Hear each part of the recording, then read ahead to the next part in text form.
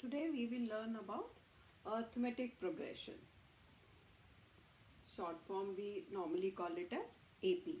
Now an AP or arithmetic progression is list of numbers. You can see these are my list of numbers. Each term, each number is called a term. So each term is obtained by adding a fixed number. Now you can see if I want my second term, I have to add 30 to 10 to go to the next term. So each term is obtained by adding a fixed number. If I am adding 30 now, each term I will get by adding 30 to this term. If I add 30 here, I get 70. I add 30 here, I get 100. So an AP is list of numbers. Each term of this AP is obtained by adding fixed number to the previous term except the first term. This is my first term, so we don't go before this. So we add a fixed number to get an AP. So let's understand the terms of AP. I have taken this example. I am using this only 10, 40, 70. So if I name it as A1, second term, this is my third term, and I will be going till the nth term. Now let's see. I am writing this as 10. This can be written as 10 plus 30. 70 can be written as 10 plus 60. So if I write 10 plus 30, this 60 I can write it as 2 into 30. 2 into 30. Now let's understand the terms we used in an AP. This first term A1, we normally call it as A. We call it as A. And this which we are adding to the previous term to go to the next term, this number is my D, which is D is common difference. We call it common difference.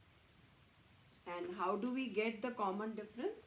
Now you can see this is my first term, this is my second term. So if I subtract from second term my first term, I will get this D, which is the common difference. So how do we get from A2?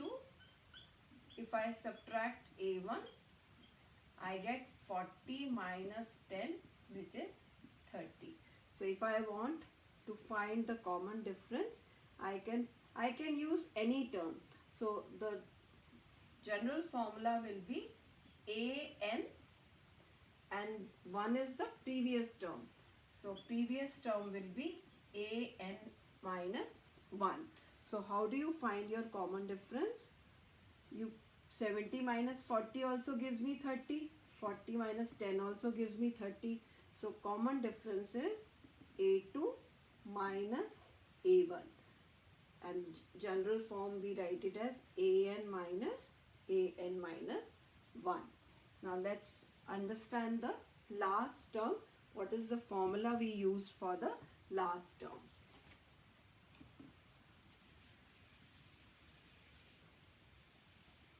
Now let's see this. If I write this as, this is my first term, I write it as A. This is A plus D, the common difference I just showed you. This is A plus 2. So these are the consecutive terms of an AP. So these are my consecutive terms of an AP. Now let's find the last term. How do you reach to your last term? A a plus, I can write it as 1d. When nothing is there, 1 is there. So 1 can be written as, this is a plus 2d. So 1 can be written as 2 minus 1 is 1, and this is 3 minus 1 into d. I am repeating once again. We started from this AP. We have seen 40 minus 10 is my common difference. So I have written my AP in this form. 10, 10 plus 30. Separate out the first term. I get 60. 60 can be written as 2 into 30. So I get these are my consecutive terms of an AP. So A plus D, A plus 2D. Now what I have written, I just, when nothing is there, 1 is there. So I have written 1, and 1 is also 2 minus 1. From here we will get this AN term. Let's see if my second term is there, I have written 2 here. So if I am talking about N, I will write N here. So what is my AN term, which is the last term? It will be A plus N minus 1 D. You can see from here. Second term, nth term, N.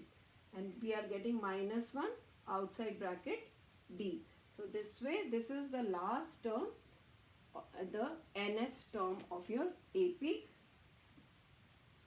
So formula for last term, sometimes you label it as L also. So last term, AN, if I label it as L, will be A plus N minus 1 D. So if value of the term is given, A is given, N is given, you can easily find D using this formula. Anything can be used. If 3 quantities are given, the third, fourth one can be found using this formula for the last term.